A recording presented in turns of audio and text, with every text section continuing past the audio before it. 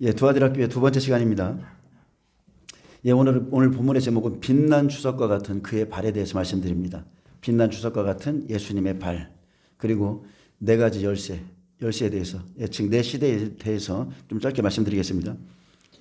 본문의 계시록 2장 18절에 보면 두아디라 교회의 사자에게 편지하라. 즉 이세벨의 교회와 같죠. 이 교회의 편지라고 그랬습니다. 그 눈이 불꽃 같고 그 발이 빛난 주석과 같은 하나님의 아들이 이르시되. 자, 계속해서 다시 오시는 예수님의 모습에 대해서 살펴보겠습니다. 계시록 1장 15절에 보면 여기도 그의 발에 대해서 나오죠. 그의 발은 풀무불에 단련한 빛난 주석 같고 그의 음성은 맑은 물소리와 같으며. 자, 그분의 발은 풀무에 단련 빛난 주석 같습니다.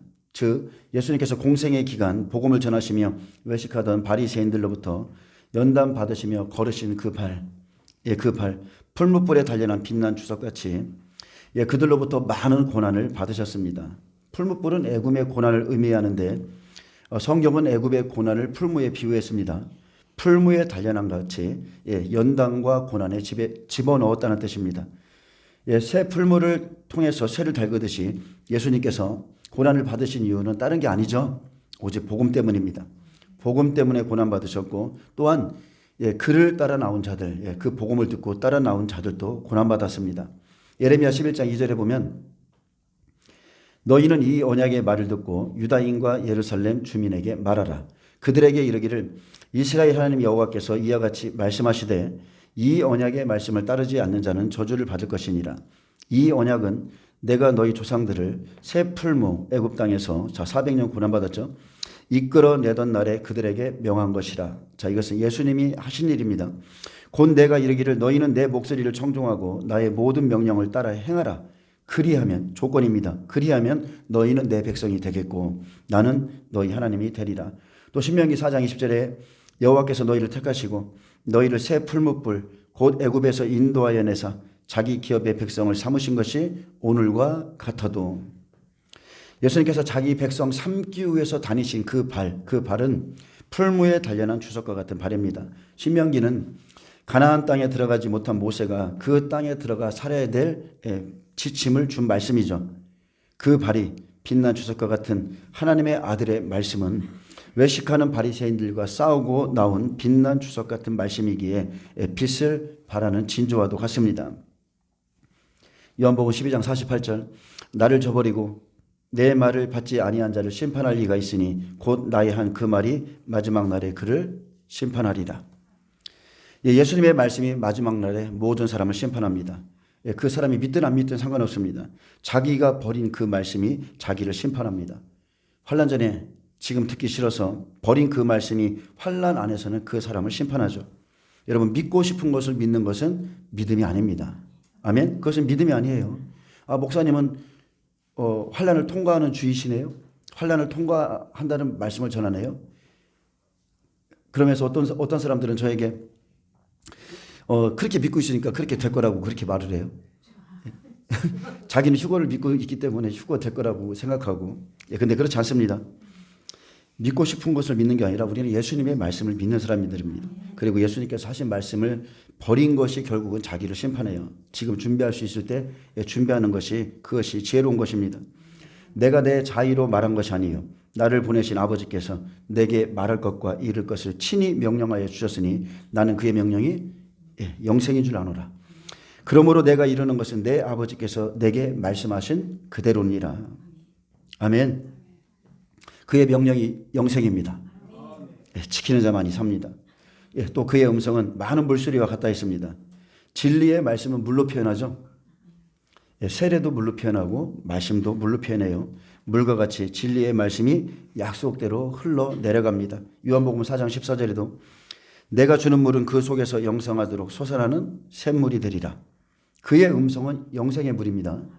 아멘. 가나의 혼인잔치에 예수님께서 채워주신 그 물, 마태복음 5장 산에서 입을 열어 가르치신 그 복음의 강물이 세상 끝날까지 흐르고 있는 겁니다. 아멘. 유브라데 강까지죠. 창세기 나오는 그 유브라데 강까지 흐르는 겁니다.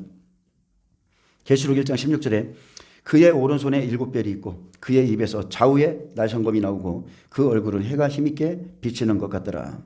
그 오른손의 일곱 별은 계시록 1장 20절에 일곱 교회의 사자들, 하나님의 종들을 의미하고요. 20절에 내가 본 것은 내 오른손의 일곱 별의 비밀과 또 일곱 금촛대라. 일곱 별은 일곱 교회의 사자요. 일곱 촛대는 일곱 교회니라. 그래서 요한이 본 것은 성령 시대 마지막 종들을 붙잡고 계신 하나님이십니다. 성령의 법, 약속을 받은 종들. 자, 우리는 은혜 시대 끝자락에 살고 있고요. 환란 시작되면 이스라엘 백성들이 구원받습니다. 아멘. 그 입에서 좌우의 날성검이 나오고, 자, 하나님의 말씀은 심판의 말씀이죠. 우리가 히브리서에 봐도 좌우의 날성검 나옵니다. 영과 혼과 육이 쪼개진 사람들, 그 하나님의 말씀으로 자아가 처리된 사람들이 하나님의 안식에 들어가요. 하나님의 입에서 나오는 말씀은 살아있고 예리하여 혼과 영과 및 관절과 골수를 찔러 쪼개기까지 하며 마음의 생각과 뜻을 판단합니다. 즉 감찰하신다는 거예요. 그러므로 말씀 앞에 지으신 모든 것이 그 앞에 나타나고 우리의 결산을 받으실 이의 눈앞에 만물이 벌거벗은 것까지 다 드러납니다. 그래서 마태복음 10장 34절에 내가 검을 주러 왔다고 그랬어요. 말씀대로 심판하겠다는 겁니다. 날성검, 예리한 검, 그것은 말씀입니다. 내가 세상에 화평을 주러 온 줄로 생각하지 말라. 화평이 아니요 검을 주러 왔노라. 내가 세상에 화평을 주러 온 줄로 생각지 말라. 초림 예수, 초림 복음은 죄인을 구원하러 오셨죠. 화평입니다. 나는 이스라엘의 잃어버린 양 외에 보냄을 받지 않았다고 그랬어요. 그래서 잃어버린 이스라엘의 양, 그 양들을 찾아서 하나님 앞에 올려드리는 화평의 복음인데, 하지만 마지막 때 심판의 복음은 화평이 아니라 검입니다. 검을 주러 왔다. 그 열매대로 추수하겠다. 내가 온 것은 사람이 그 아버지와 딸이 어머니와 며느리가 시어머니와 불화하게 하려 함이니 사람의 원수가 자기 집안 식구리라. 자, 한 가족 중에서 같이 믿으면 마지막 복음이 화평이지만 혼자 믿으면 불합니다. 끊임없이 이 복음 때문에 싸워야 돼요. 오히려 가족 간의 원수가 됩니다. 분명 사람의 원수가 자기 집안 식구이기 때문에 내가 영적으로 준비돼야 가족들을 끌고 갈 수 있습니다. 그래서 상대방 때문에 시험 들 필요도 없고요. 내가 든든하게 서 있으면 돼요. 내가 든든하게 그냥 하나님의 말씀대로 잘 서 있으면 됩니다. 그래서 내게 이 불화를 견딜 인내심과 사랑이 있어야 됩니다. 가족이라는 원수, 그 가족이라는 원수를 품을 수 있는 사랑과 인내가 필요합니다. 영혼을 위한 희생이죠. 버릴 수 없잖아요, 가족은. 그래서 영혼을 위한 희생이 있어야 그들의 영혼을 마지막 때에 구원할 수가 있습니다. 자, 근데 37절에 아버지나 어머니를 나보다 더 사랑하는 자는 내게 합당하지 아니하고, 자, 가치가 없다는 거죠. 아들이나 딸을 나보다 더 사랑하는 자도 내게 합당하지 아니하고, 또 자기 십자가를 지고 나를 따르지 않는 자도 내게 합당하지 아니하니라. 주님이 말씀한 것은 나보다 더입니다. 나보다 더 사랑하는 자는 내게 합당하지 않다. 여기서 더의 문제죠. 더. 누구를 더 사랑하느냐. 근데 언젠가는 우리가 결단해야 되는 날이 와요. 지금은 평안 가운데 있기 때문에 이 복음이 잘 안 들리겠지만 이제 환란 속에 들어가면 이 말씀이 우리의 이제 심령을 이렇게 부추길 겁니다. 복음 안에서는 부모와 자녀일지라도 끝까지 주님께 돌아오지 않으면 자, 포기할 수밖에 없는, 버릴 수밖에 없는 그런 시간이 옵니다.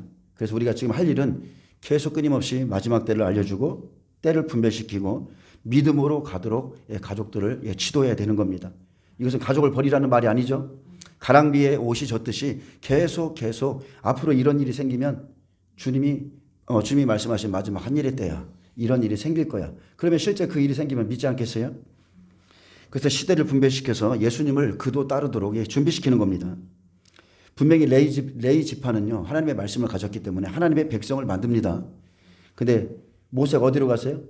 애굽에 있는 바로의 공주에게서 키워졌잖아요. 근데 바로의 공주는 모세에게 애굽의 학식만 가르치는 거예요. 칼 쓰는 법, 세상의 지식들, 막 이런 것들을 가르칩니다. 근데 그런 것은 출중해요. 출중한데 그것은 생명이 아니에요. 여러분 이거 분별하셔야 돼요. 그것은 영적인 생명에 아무 필요가 없어요. 그래서 하나님께서 모세를 광야로 보내시는 겁니다. 광야에서 하나님을 바라보게 하는 것. 그래서 내 삶에 어려움이 온 것은 여러분 축복이라고 생각하시면 돼요.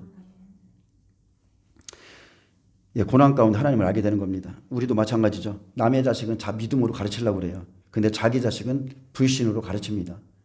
교회에서는 열심히 하는데 내 자녀는 안 가르쳐. 야, 너 어떻게 살려고 그래?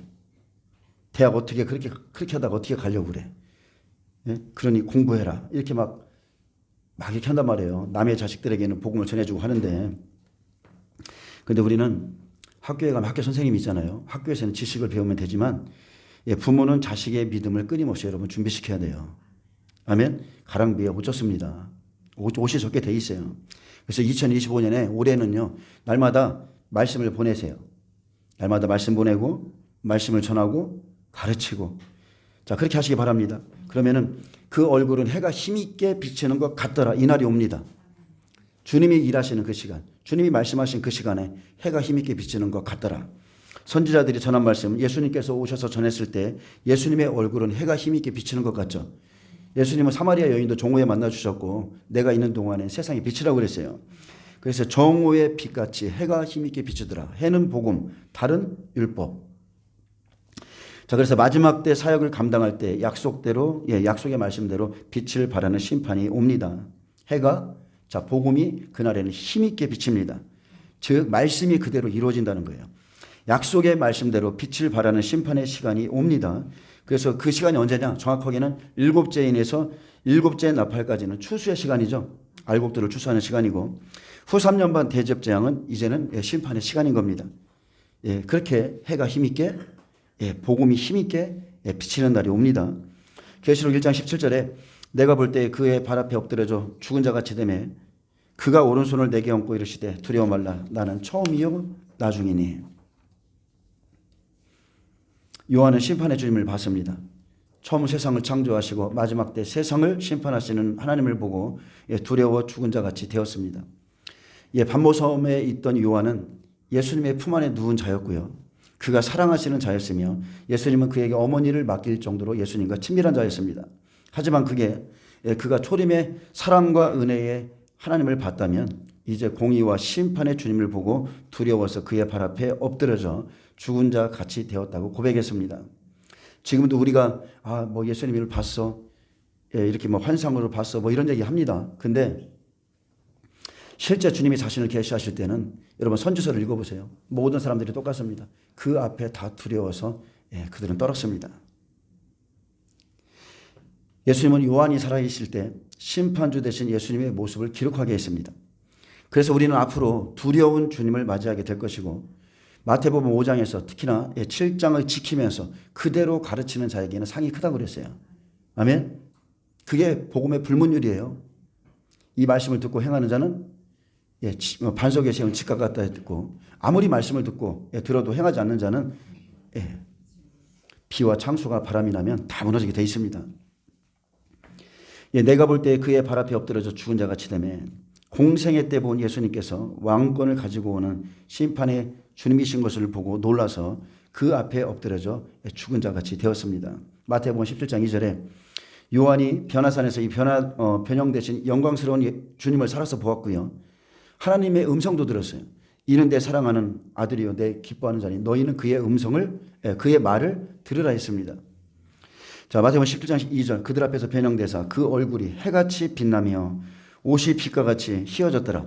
제자들이 듣고 엎드려 심히 두려워하니 예수께서 나와 그들에게 손을 대시며 이르시되 일어나라 두려워하지 말라 하시니 변화산에서 주님의 영광 봤습니다. 하나님의 음성 들었습니다. 주님의 품에 안겨 보았던 요한이지만 심판의 주님 앞에서는 죽은 자같이 되었습니다. 천사의 형상을 통해서 보이고 그렇게 깨닫게 하시죠. 예수님은 처음이며 마지막이시고 즉 그는 구약의 하나님이시며 앞으로 올 심판의 하나님이십니다. 요한복음 20장 28절에도 부활의 주님을 도마에게 보이셨죠. 도마가 대답하이르되 나의 주님이시요 나의 하나님이시니다. 도마에게요 부활하신 예수님을 보여줬어요. 아멘. 보좌에 계신 하나님이 아니에요. 사도행전 1장 9절에서 11절에 보면 제자들은 승천하시는 주님도 자기 눈앞에서 봤습니다. 예수님은 죽은 자 가운데서 살아나사 잠자는 자들의 첫 열매로 승천하셨고 아들된 자들의 부활의 모습을 그냥 보여주신 거예요. 초실절의 첫 열매로. 그래서 죽은 자같이 된 것은 12제자들이 예수님을 하나님의 아들로만 봤는데 예수께서 우주를 창조하시고 만민을 심판하시는 창조주이심을 알고 두려워 떨었습니다. 근데 승천하시는 예수님 하나님의 형상이 아니고 아들의 모양으로 부활하셨고 그렇게 오르셨습니다. 사도행전 1장 9절에 이 말씀을 마치시고 그들이 보는데 올려져 가시니 구름이 그를 가려 보이지 않게 하더라. 올라가실 때에 제자들이 자세히 하늘을 쳐다보고 있는데 흰옷 입은 두 사람이 그들 곁에 서서 이르되 갈릴리 사람들아 어찌하여 서서 하늘을 쳐다보느냐. 너희 가운데서 하늘로 올라가신 이 예수는 하늘로 가심을 본 그대로 오시리라 하였느니라. 아멘. 데살로니가 4장 16, 17절 재림주로 오실 때 공중에 오시는 거예요. 아멘. 그래서 그리스도가 여기 있다 저기 있다 하지 말라고 그랬어요. 믿지 말라고 그랬습니다. 계시록 1장 17절에 그가 오른손을 내게 얹고 이르시되 두려워하지 말라 나는 처음이요 마지막이니. 여러분 하나님을 본 자 아무도 없습니다. 아멘. 요한복음 니고데모에게 뭐라고 그랬어요? 인자 외에는 하늘에 올라간 자 아무도 없다고 그랬어요. 우리는 엘리야도 하늘로 올라갔고 에녹도 하늘로 올라갔다고 생각하지만 예수님이 계신 그 보좌가 있는 그 장소에 에녹도 엘리야도 올라간 적이 없어요. 아멘. 마지막 한일의 때 올라가요. 한일의 때. 그래서 인자 외에는 하늘에 올라간 자가 없다고 말씀하신 겁니다. 자, 이 사람들은요 부활하신 주님을 봤을 뿐이죠. 부활하신 주님, 부활체의 주님을 봤어요. 구약엔 천사가 전하해 준 율법을 받았죠. 이사야 44장 6절에 이스라엘의 왕인 여호와 이스라엘의 구원자인 만군의 여호와가 말하노라 나는 처음이요 나는 마지막이라 나 외에 다른 신이 없느니라. 예, 재판장이신 하나님, 예, 그분 외에 다른 신 없습니다. 또 이사야 41장 4절 이 일을 누가 행하였느냐 누가 이루었느냐 누가 처음부터 만대를 불러내었느냐 나 여호와라 처음에도 나요 나중에 있을 자에게도 내가 곧 그니라. 여러분 시작도 마침도 오직 하나님이십니다. 즉 하나님이 온 우주와 열방을 다 경영하시는 분이에요. 대한민국의 모든 상황도 주님이 아시고 그분이 이 나라를 경영하십니다. 아멘. 넘길 자에게 넘기실 것이고 교회가 회개하면 그죠? 또 기회를 주실 것이고 다니엘서 10장 4절에서 6절에 보면 다니엘이 환상으로 천사를 봤습니다. 예수님과 비슷하죠. 첫째 달 24일에 내가 히데길이라는 큰 강가에 있었는데 그때 내가 눈을 들어 바라본 즉 한 사람이 세마포 옷을 입었고 허리에는 우바스 순금띠 정금띠를 띠었고 그의 몸은 황옥 같고 그의 얼굴은 번객빛 같고 그의 눈은 횃불 같고 그 팔과 발은 빛난 녹과 같고 그의 말소리는 무리의 소리와 같더라. 이 환상을 나 다니엘이 홀로 보았고 나와 함께한 사람들은 이 환상은 보지 못하였어도 그들이 크게 떨며 도망하여 숨었느니라. 그러므로 나만 홀로 있어서 이 큰 환상을 볼 때에 내 몸에 힘이 빠졌고 나의 아름다운 빛이 변하여 썩은 듯하였고 나의 힘은 다 없어졌으나 내가 그의 음성을 들었는데 그의 음성을 들을 때에 내가 얼굴을 땅에 대고 깊이 잠들었느니라. 아멘. 하나님의 그 이 영광스러운 임재 앞에 다니엘도 두려워했고요. 또한 다니엘과 함께 있던 사람들은 환상은 보지 못했어요. 근데 그 영광의 임재 앞에서 이 사람들은 다 두려워 도망했다고 그랬습니다. 그 팔과 발은 빛난 녹과 같고 고난을 통해서 나온 빛이죠. 천사를 통해서 보여주었는데 마지막 때 전쟁을 보이며 마지막 때 있을 심판의 하나님의 모습인 겁니다. 다니엘 또한 이 환상을 볼 때에 내 몸에 힘이 빠졌고 나의 아름다운 빛이 변하여 썩은 듯하였고 나의 힘은 다 없어졌으며 나와 함께한 사람들은 이 환상을 보지 못하였어도 크게 떨며 도망하여 숨었다 했습니다.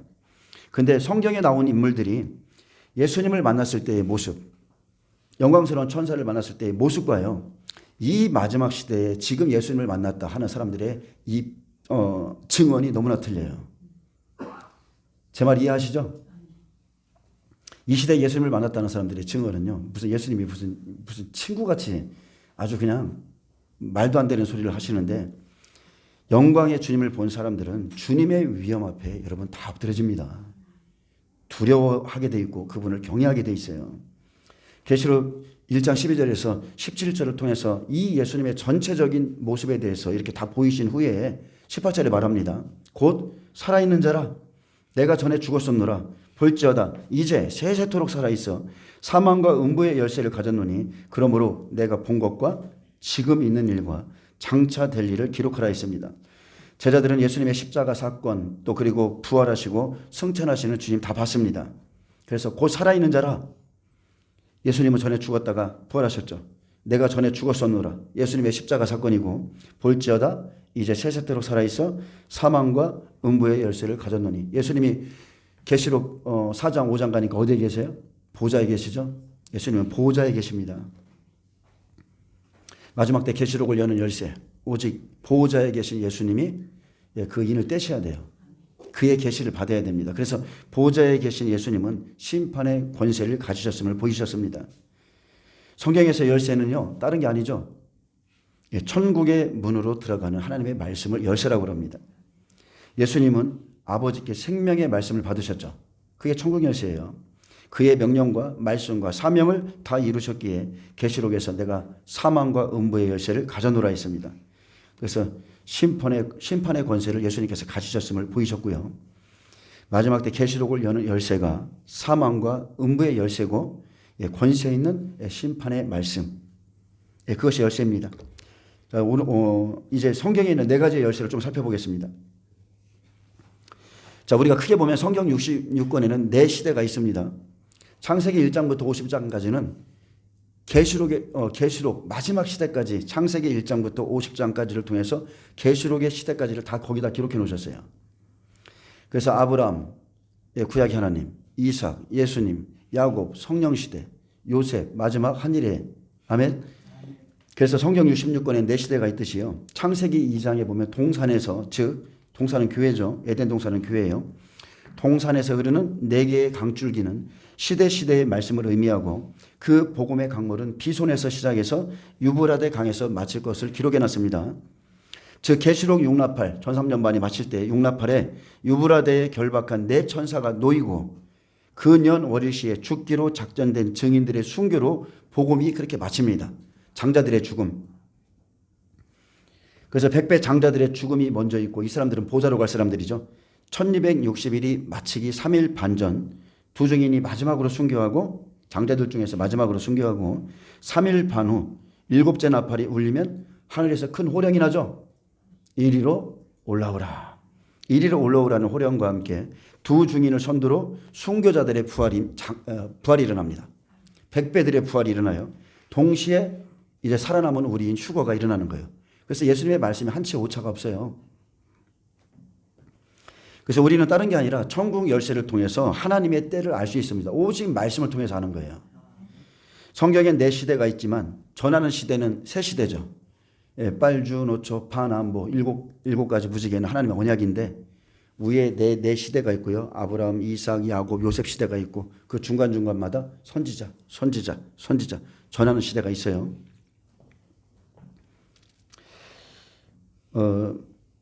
자, 그래서 전하는 시대는 세 시대인데 예수님이 오시기 전, 그 다음에 성령이 오시기 전, 주님의 재림이 임하기 전에 때를 따라 시대에 주신 말씀을 전하게 했습니다. 자, 구약시대, 복음시대, 성령시대, 종말시대가 있고 사람으로 말하면 아브라함, 이삭, 야곱, 요셉 시대. 구약시대는 창세기부터 말라기까지고요. 복음시대는 예수님이 오셔서 복음을 전하시고 십자가 사건까지고 성령시대는 사도행전에 성령이 오신 후 계시록이 시작되기까지고 그리고 종말시대는 한일의 이스라엘의 구원입니다. 그래서 구약은 오실 메시아에 대한 약속이기에 선지자들이 지식의 열쇠를 받았고 예수님 시대에 지식의 열쇠로 천국 문을 열지 못한 자들은 그 백성들과 함께 버림당했고 예수님은 공생애 때 천국 열쇠를 제자들에게 주셨는데 복음의 말씀과 성령이 오신다는 약속을 주셨고요. 성령이 강림하신 후부터는 예수 그리스도께서 다시 오신다는 약속을 전하게 했습니다. 부활의 주님을 전하게 했어요. 예수 그리스도는 다시 오신다. 그래서 우리는 시대에 주신 열쇠를 가지고서 일하는 겁니다. 그리고 이 시대는 예수님은 분명히 뭐라고 그랬어요? 무화과 나무의 비유를 배우라고 그랬어요. 그 시대의 표적을 보라고 그랬어요. 그래서 이 세대가 지나가기 전에 인자가 오리라 약속했습니다. 천지는 없어질지언정 내 말은 없어지지 아니하리라. 그러면 여러분이 생각해 보셔야죠. 이 세대, 한 세대가 몇 년인가? 광야 40년이죠. 이 세대의 백성들이 하나님을 노역히 했다고 그랬어요. 그리고 시편에 보면 인생에게 주신 시간은 강건하면 7, 80이라고 그랬고 아브라함이 이삭을 낳은 그 시대 100년이죠. 율법 시대는 100년이에요. 그리고 모세가 출애굽을 시킬 때가 80세였어요. 성경은 그냥 이렇게 기록되어 있습니다. 그래서 저는 7, 80년을 보는 사람이고 그 이후에 보는 사람들은 100년까지 볼 수도 있겠지만 어쨌든 간에 이 무화과 나무가 이스라엘이 건국하고 난 후에 이 세대가 지나가기 전에 주님이 오시는 건 확실합니다. 아멘. 그래서 올해가 트럼프가 대통령이 되면, 트럼프는 나팔이잖아요. 트럼프가 대통령이 되면 저는 그가 빠르게 7년의 평화조약을 맺을 것이라고 생각하고, 그것을 맺으면 삼성전이 이제 건립될 것이고, 적그리스도 등장하고 이방인 투정이 등장하고 곡과 이스라엘의 전쟁이 일어날 것이고, 예, 그렇게 해서 이제 2300주야 적그리스도에게 넘겨주면서 예, 그렇게 한 일회가 시작될 것이라 보고 있습니다. 저는 그렇게 봅니다. 자, 지식의 열쇠 보겠습니다. 지식의 열쇠. 율법을 통해서 오실 메시아를 전해주는 말씀이죠. 하나님은 율법의 교사들에게 말씀을 줬습니다. 구약의 종들이 말씀을 통해서 하나님을 찾게 했어요. 말씀을 통해서 천국문을 열어서 예수님을 아는 길, 예수님의 오실 길을 열어야 됐습니다. 먼저는 율법을 통해서 자기 죄를 깨닫게 하시고, 자신의 죄 때문에 번제단에 죽어가는 짐승들을 보면서, 야, 이제 메시아가 오면, 그 사마리아 여인의 고백이 멋지잖아요. 메시아가 오면 다 가르쳐 줄 거라고 그러잖아요, 자기에게. 그래서 메시아, 기름 부음 받는 자가 오시면 그가 단번에 재물 되신다는 것을 전해야 됐습니다. 그래서 모세 시대에 뱀에게 물려갈 때에 물려서 죽어갈 때에 장대에 달린 노뱀을 바라봐라. 사람의 공로 없어요. 구원은 공로 없습니다. 오직 장대에 달린 그 노뱀을 바라봐라. 순종만 하면 돼요. 구원은 그렇게였습니다. 그래서 십자가에 달리실 예수를 믿음으로 바라보게 했어야 돼요. 근데 자기들이 생각한 그 메시아와 달랐기 때문에 예수님을 죽인 거죠. 누가복음 11장 52절에 화 있을진저 너희 율법교사여, 너희가 지식의 열쇠를 가져가서 너희도 들어가지 않고 또 들어가고자 하는 자도 막았느니라 하시니라. 자, 구약시대 하나님의 종들에게 지식의 열쇠를 줬습니다. 천국문을 열게 했어요. 이것은 부자와 나사로 비유해서도 나옵니다. 부자는 바리새인, 서기관, 종교 지도자들이고, 나사로는 하나님은 나의 도움이시라, 12 제자들을 의미합니다. 근데 지식의 말씀은 구약의 열쇠입니다. 예수님이 오시기 전에 구약의 율법 교사들에게 주었고, 그들에게 예수를 바라볼 사명을 줬습니다.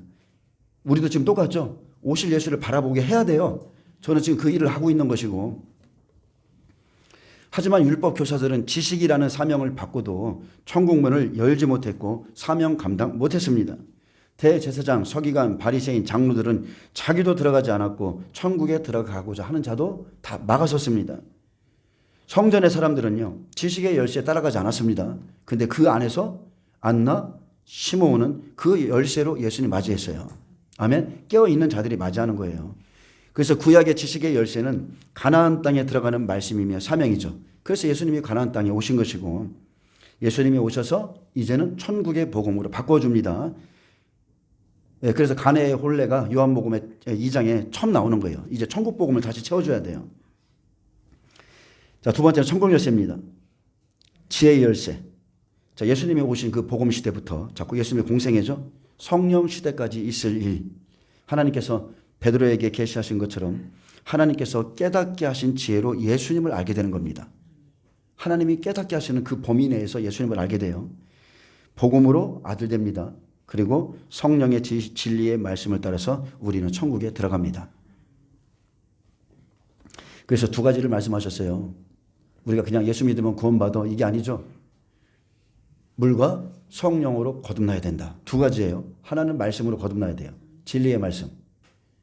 그래서 우리에게 그 물을 채우라 하신 것이고, 또 하나는 이제는 성령 시대, 성령 보내시죠. 성령 받아야 돼요. 진리의 말씀 가져야 되고, 성령을 또 받으셔야 되고, 그래서 진리의 말씀과 성령의 능력을 좌우에 가지고, 이게 의의 무기라고 그랬습니다. 마태복음 16장 17절에 예수께서 대답하여 이르시되 바요나 시몬아 내게 복이 있도다.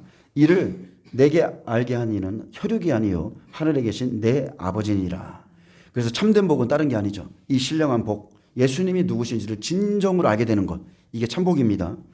또 내가 내게 이르노니 너는 베드로라. 내가 이 반석 위에 내 교회를 세우리니 음부의 권세가 이기지 못하리라. 내가 천국 열쇠를 내게 주리니 내가 땅에서 무엇이든지 매면 하늘에서도 매일 것이요 내가 땅에서 무엇이든지 풀면 하늘에서도 풀리리라 하시고, 예수님은 내가 이 반석 위에 내 교회를 세우리라.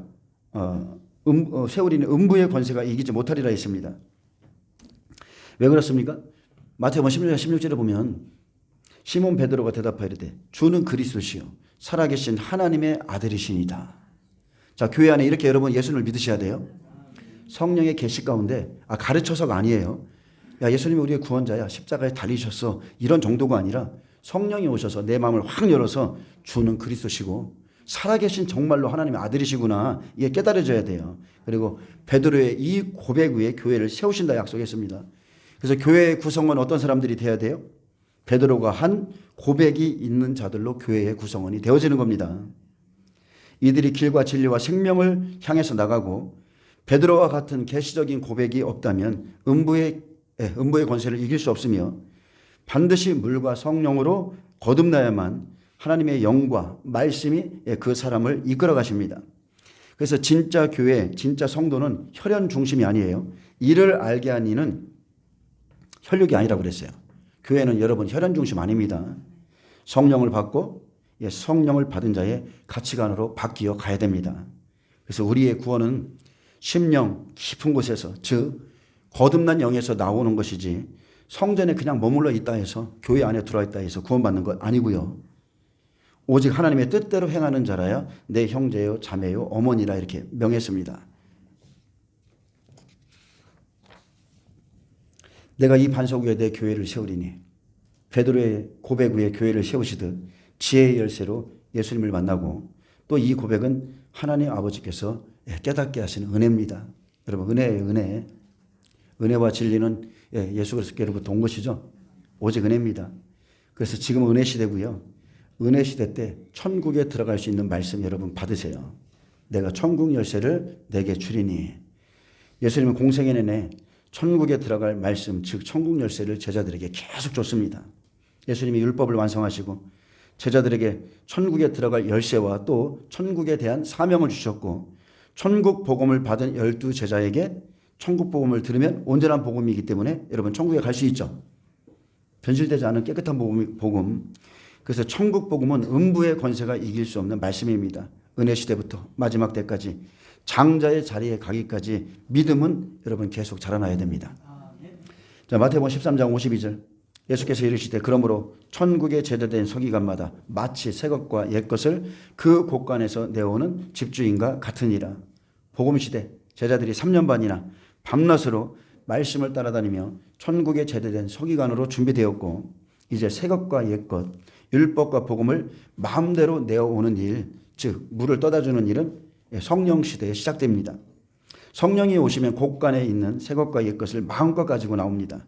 구약과 신약의 모든 말씀이 깨달아지는 거예요. 그래서 골프 가방에 골프채가 다양하듯이 우리의 그 전통에, 그죠? 활이 가득한 자, 말씀이 가득한 자는 집주인과 같이 새 것과 옛 것을 마음껏 내올 수 있습니다. 시대에 따른 말씀 하나님이 탁탁 깨닫게 하셔서 그 말씀을 전하게 하시죠. 천국에 제대된 서기관은 말씀이 준비된 자들입니다. 근데 이것을 내오는 것은 잠깐이에요. 근데 준비는 아주 오랜 시간, 끊임없이 하는 겁니다. 아멘. 예수님이 가나의 혼례에서 항아리에 물을 채우라 하신 거 제자들은 3년 반 채웠어요. 3년 반 열심히 따라다니며 채웠어요. 지금 저희도 마찬가지입니다. 지금 이 마지막 시대의 메시지를 전하시는 분들도 계속 말씀을 준비해야 돼요.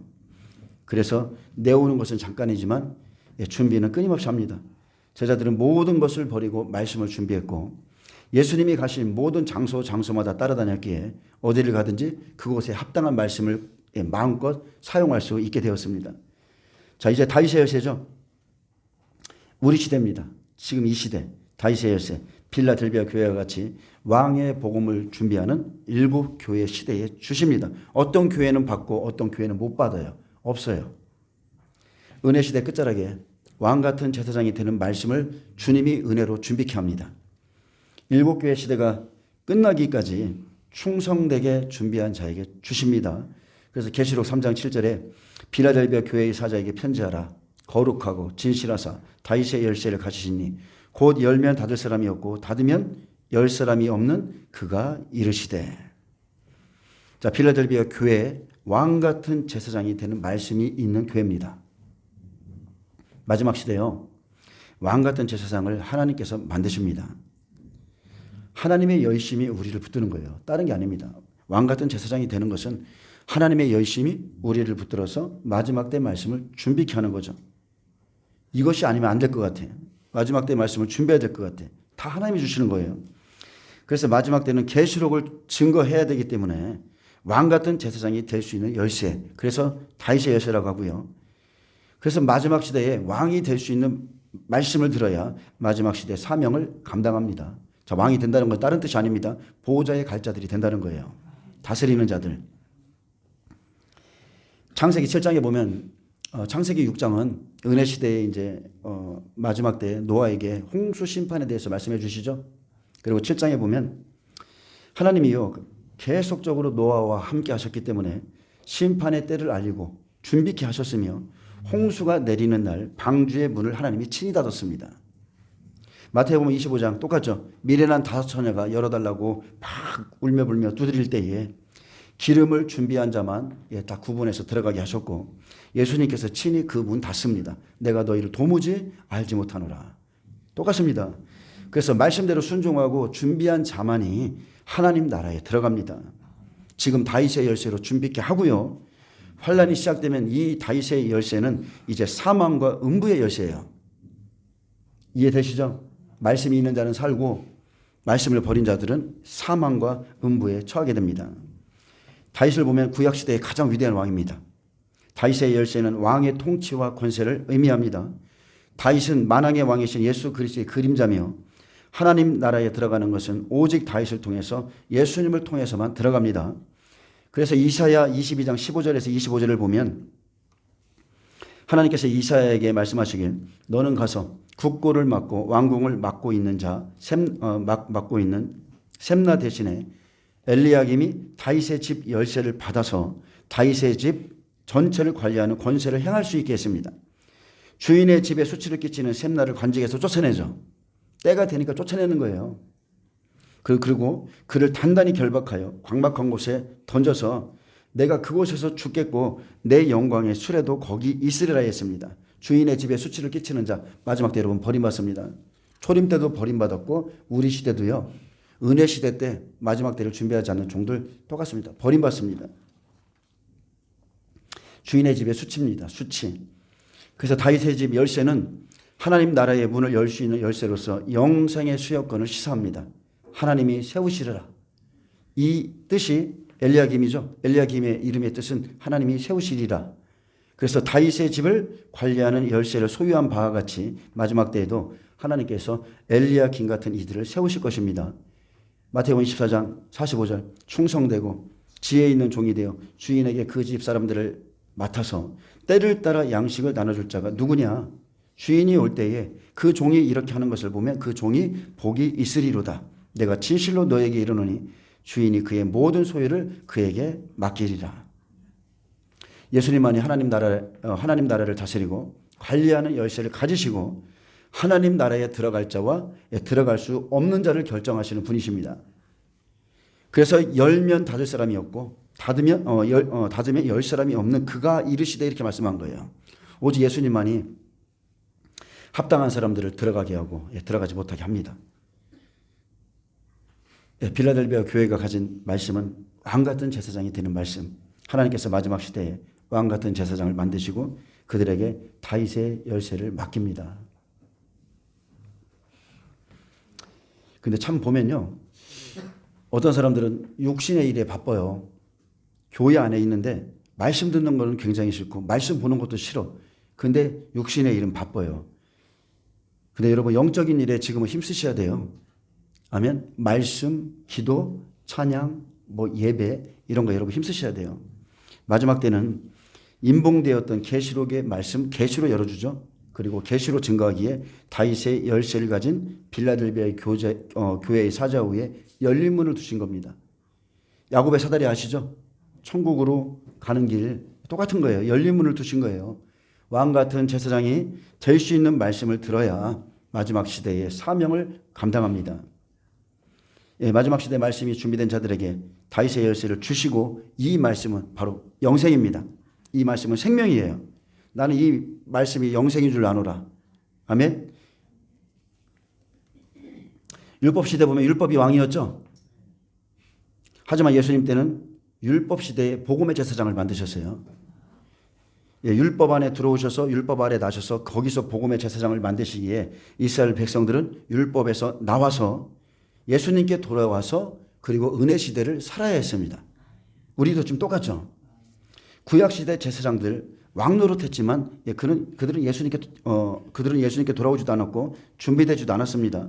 율법을 가지고요 다 자기가 왕노릇했습니다. 자기 사업했습니다. 제사장들이 예수님께 안 돌아와요. 그래서 세리와 죄인, 창기들, 어부들이 돌아와 준비하기 때문에 은혜 시대가 되는 것이고, 마태복음 23장에 자기의 영적인 직무에 충실하지 않았던 율법의 제사장들 다 버리고 제자들을 이제 사도행전에 쓰시는 겁니다. 지금도 초림 때와 같습니다. 지금 은혜 시대의 마지막 복음을 준비해야 되는데 대형 교회도 특히나 교회가 크니까 돌아오지 않죠. 할 일이 너무 많은 거예요.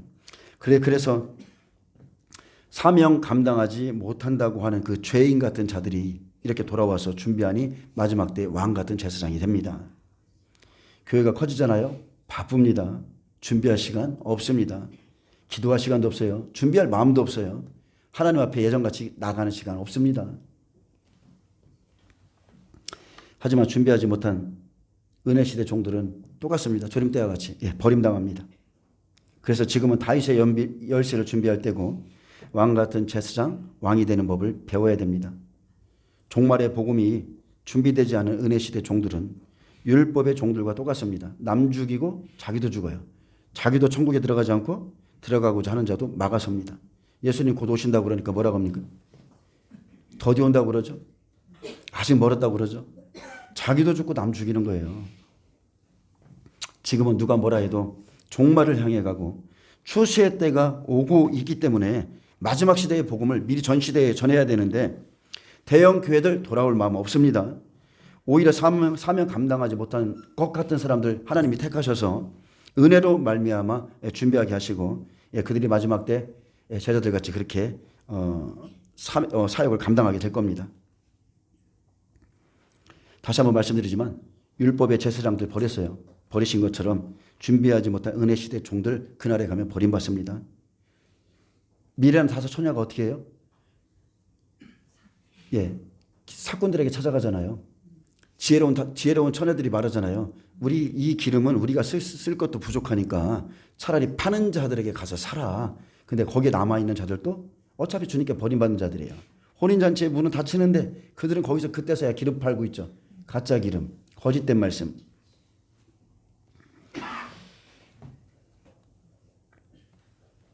자, 종말의 시대가 임하면 은혜 시대 복음을 들을 사람 하나도 없습니다. 한 일회가 딱 시작돼봐요. 여러분 은혜 시대 복음 듣겠어요? 종말의 말씀만 원하는 거예요. 도대체 우리가 어떻게 해야 되냐? 산들아, 바위야, 우리 위에 무너져라. 교회에 대해서 막 이제 그때부터 원망하게 되고 바위 종들이죠. 종들이 잘못된 복음 전한 종들에게 막 원망하게 되고 그러나 그때는 늦습니다. 여러분 지금이 다윗의 열쇠를 준비할 때예요. 근데 우리 힘으로 됩니까? 안 되죠. 오직 성령입니다. 오직 성령이에요. 오직 성령이 오셔야 예수님께 집중할 수 있고 기도할 수 있고 임박한 예수님의 강림을 증거할 수가 있습니다. 성령이 임해야 말씀과 기도가 새로워지고요. 성령이 임해야 권능받고 썩어질 돈에 대한 그 개념도 싹 바뀌고 허탄한 생각도 완전히 버릴 수가 있어요. 오직 성령이 오셔야 돼요. 하늘의 것을 계속 받다 보면 신령한 것들을 받다 보면 땅의 것이 얼마나 헛된 것인지를 깨닫게 됩니다. 자, 이제는 마지막입니다. 사망과 음부의 열쇠가 있어요. 이거는 환란이 시작되면 시작되는 열쇠입니다. 두 증인의 권세죠. 두 증인의 권세. 사망과 음부의 열쇠. 다윗의 열쇠를 가지고 지금 이 준비된 말씀을 가지고 환란 안에서 하는 사역이고 그 사역 자체가 사망과 음부의 열쇠입니다. 그 말씀에 순종한 자에겐 생명이지만 거역한 자에겐 바로 사망입니다. 계시록 1장 18절에 곧 살아있는 자라 내가 전에 죽었었느라 볼지어다 이제 세세토록 살아있어 사망과 음부의 열쇠를 가졌노니 심판의 말씀. 두 증인의 권세로 거역하는 자 죽이고 따르는 자 살리는 말씀.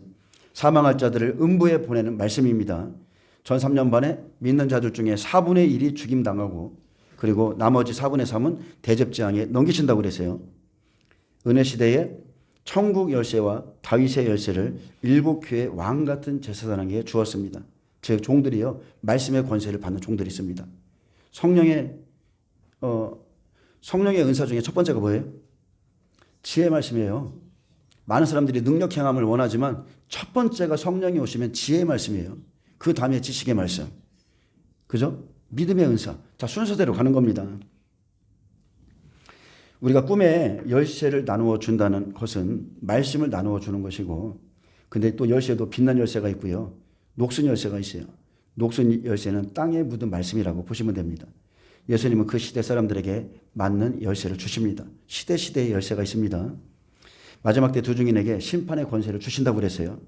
계시록 11장 3절에 내가 나의 두 증인에게 권세를 주리니 그들이 굵은 베옷을 입고 1260일을 예언하리라.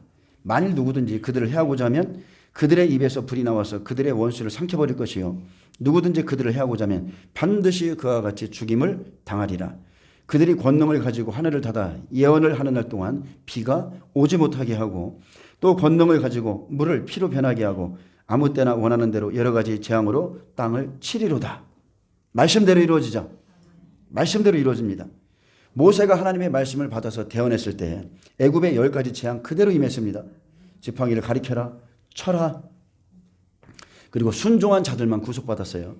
또한 열왕기하 1장 10절에 모압이 엘리야를 죽이려고 50부장과 그의 군사 50명을 보냈을 때 엘리야가 50부장에게 말했습니다. 내가 만일 하나님의 사람이면 불이 하늘에서 내려와 너의 50명을 살을지리다. 예, 말하자마자 불이 곧 하늘에서 내려와서 그의 군사 50명을 다 살랐습니다. 여러분, 말씀은 불이에요. 말씀은 불입니다. 방망입니다. 심판의 때 사망과 음부의 열쇠. 예, 하나님의 말씀이에요. 고린도전서 12장 8절에 어떤 이에게는 성령으로 말미암아 지혜의 말씀을, 어떤 이에게는 같은 성령을 따라 지식의 말씀을. 사모하시기 바랍니다. 저희 사모님이 예전에 저를 위해서 중보한 기도 제목은 딱 하나 있어요. 예, 지혜의 말씀, 지식의 말씀, 지혜와 계시의 영을 내 남편에게 부어주세요. 오직 그것만 기도했는데 여러분, 구하는 거 받습니다. 하나님께 지혜의 말씀 구하세요. 지식의 말씀도 구하시고 마지막 때를 준비하는 우리 시대가 지금 이 다윗의 열쇠를 받을 때입니다. 왕의 권세. 예, 그래서 성령을 통해서 앞으로 장차 되어질 그 일들, 그 말씀을 지금 준비하셔야 돼요. 그리고 성령의 은사 중에 가장 좋은 것은 다른 게 아니에요. 지혜의 말씀입니다. 여러분, 하나님 말씀 계시로 받아보세요. 송이꿀 같아요. 얼마나 막 기쁜지 몰라요. 야, 이게 이 뜻이네. 지혜의 말씀과 지식의 말씀으로 성령의 은사가 시다가듯이 성령님께 여러분 가르침 받으셔야 돼요. 말씀 받아야 됩니다. 자, 이제 말씀 맺겠습니다. 계시록 2장 18절입니다. 오늘 본문은 두아디라 교회 사자에게 편지하라. 그 눈이 불꽃 같고 그 발이 빛난 주석과 같은 하나님의 아들이 이르시되. 그래서 다시 오실 심판주께서 각 교회에 주신 이런 말씀들을 통해서 우리 교회의 모습을 살피고 또 내 자신의 모습을 살펴야 됩니다. 반드시 속히 일어날 예언의 말씀을 들었고 또 교회에 주신 책망을 들었다면, 때가 가까움을 깨달았다면 여러분, 주님께서 말씀하신 대로 자신을 잘 준비하시고, 그래서 마지막 시대에 하나님 앞에 크게 쓰임받게 되기를 예수님의 이름으로 축원합니다. 예, 기도하겠습니다. 예, 주님 감사합니다. 예, 주님, 이 마지막 시대에 왕같은 제사장이 되는 말씀을 허락하여 주시고 마지막 때를 준비케 하는 말씀을 증거케 하심을 감사합니다. 듣고 믿고 따르는 자들이 다 되게 하시고 지키는 자들이 다 되게 하여 주옵소서. 감사하며 예수님의 이름으로 기도합니다. 아멘. 하나님께 영광 박수를 드립니다.